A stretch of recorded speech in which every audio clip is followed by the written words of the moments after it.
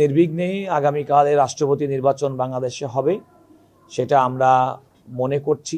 সদ্য সমাপ্ত অর্থাৎ 12 ফেব্রুয়ারি 2026-এর নির্বাচনে একটি আসন থেকে প্রতিদ্বন্দ্বিতা করে 262 ভোট পেয়েছিলেন।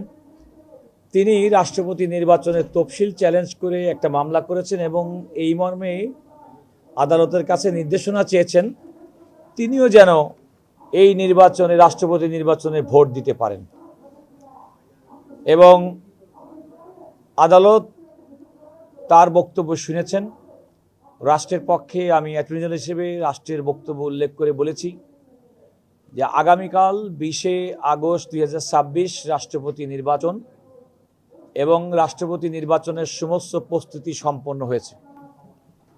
ঠিক নির্বাচনের আগ মুহূর্তে এই ধরনের একটি রিট পিটিশন দায়ের করার অর্থই হচ্ছে নিজের প্রচারণা, কারণ তার জানা উচিত যে সংবিধান অনুযায়ী, আমাদের আইন অনুযায়ী রাষ্ট্রপতি নির্বাচন কিভাবে হবে এবং যে বিধান চ্যালেঞ্জ করে তিনি আজকে রিট পিটিশন করেছেন। গতকাল দায়েরকৃত ডক্টর ইউনূস আলী আকন্দর মামলা সহ ইতিপূর্বেও আমাদের সুপ্রিম কোর্টের আপিল বিভাগ এবং হাইকোর্টের বিভিন্ন মামলার রায়ে সেটা চূড়ান্তভাবে নিষ্পত্তি হয়েছে।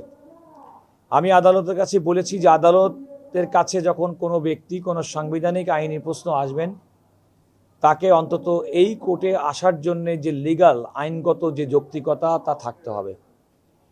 আমি আদালতের কাছে এই ধরনের বাস্তবতা বিবর্জিত, প্রচারকামী এবং ব্যক্তি এবং গোষ্ঠীগত স্বার্থ সিদ্ধির জন্য দায়েরকৃত রিট পিটিশন বলে আমি মন্তব্য করে বলেছি এই ধরনের রিট পিটিশন দায়ের করার জন্য রিট পিটিশনারের কাছে পিটিশনারকে একটা জরিমানা করা হোক। আদালত আমাদের উভয় পক্ষের বক্তব্য শুনেছেন এবং বলেছেন যে রিট পিটিশনার যে রিট পিটিশনটি করেছেন তার কোনো সারবত্তা নেই এবং এই সারবত্তা নেই এই বিবেচনায় এই রিট পিটিশনটা সরাসরি খারিজ করে দিয়েছেন। আমি আপনাদেরকে এতটুকু বলতে পারি যে হাইকোর্ট বিভাগে গতকাল একটি দায়েরকৃত রিট পিটিশন যেটি সরাসরি খারিজ হয়েছিল এবং আজকে আরেকজন আইনজীবী দায়েরকৃত এই রিট পিটিশনের খারিজ হওয়ার মাধ্যমে নির্বাচন অনুষ্ঠানে কোনো ধরনের আইনি প্রতিবন্ধকতা সৃষ্টির কোনো সুযোগ এবং সম্ভাবনা আমরা দেখছি না।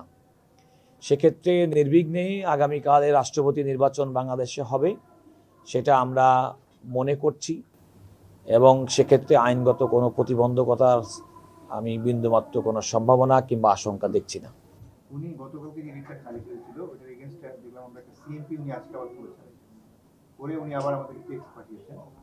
তো যেহেতু কালকে ভোট, ওইটা কোনো রকম হবে কিনা এটা আপনি চেম্বার করে তুলে ধরবেন? না, দেখুন, আমি প্রথম কথা হচ্ছে যে আমাদের অভিজ্ঞতা বলে কোনো একটা আদেশ যখন কোনো কারণে কার্যকর হয়ে যায় তাহলে এই হাইকোর্ট বিভাগ কিংবা আপিল বিভাগ কিংবা চেম্বার জাজ সাধারণত তারা এটা স্থগিত করেন না।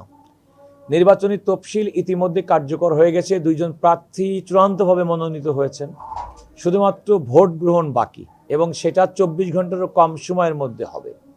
তো এমন একটা সময় আমাদের প্রত্যাশার জায়গা এবং অতীতের নজির বলে যে এই ধরনের ক্ষেত্রে আদালত তার যে নির্বাচনের তফসিল স্থগিত করার যে আবেদন সেটি সাধারণত গ্রহণ করে থাকেন না। আমি এক্ষেত্রেও মনে করি যে আদালত কর্তৃক তার এই আবেদন গ্রহণযোগ্য হবে বলে মনে হয় না।